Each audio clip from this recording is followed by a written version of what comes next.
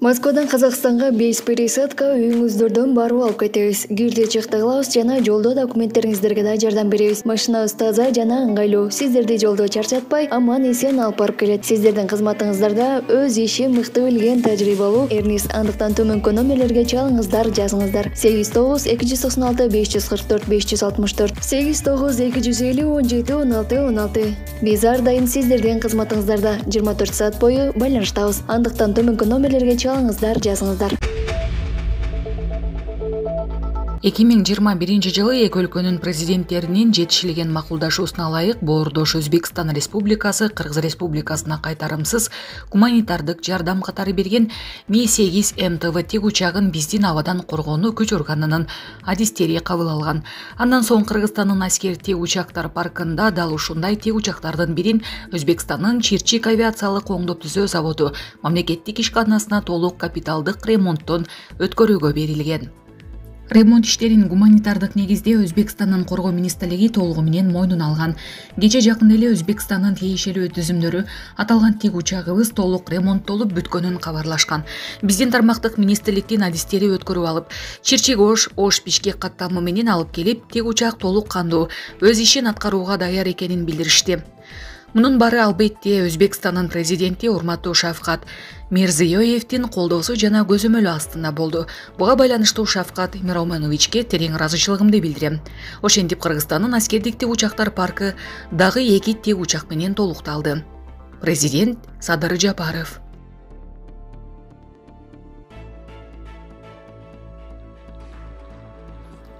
Депутат Тазабек Икрамов дүйнө чемпионатында күмүш медаль утту.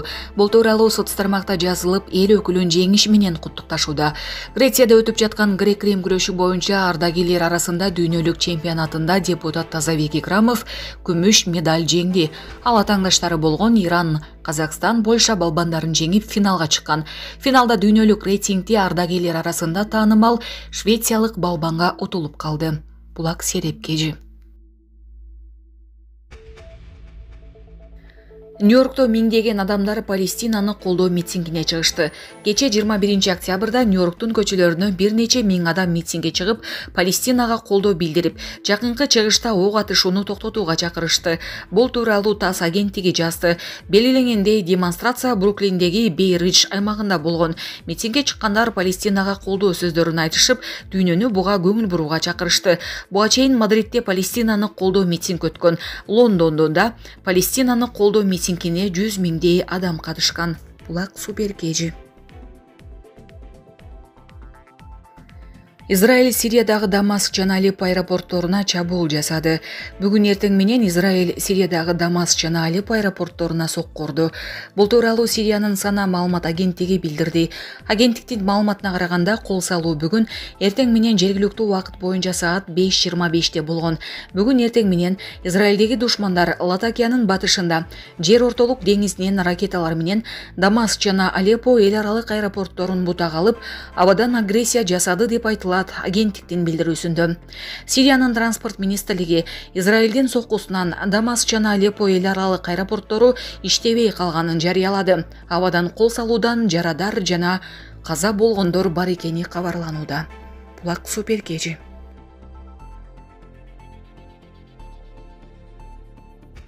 UFC уюму Махачевдин Палестинаны колдогон сөздөрүн кесип салды.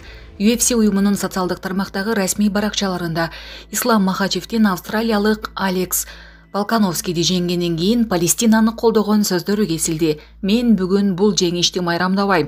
Буга себеп дүйнөдө болуп жаткан окуялар. Палестина биз сени мененбиз. Газа тилкеси биз сени мененбиз. Муну токтоткула деген Махачев. Бирок мушкердин бул колдоо сөзү UFC уюмунун социалдык тармактарында кесилди. Ислам Махачев Александр Волконовскийди биринчи бөлүктө эле нокаутка учураткан. Булак Суперкежи.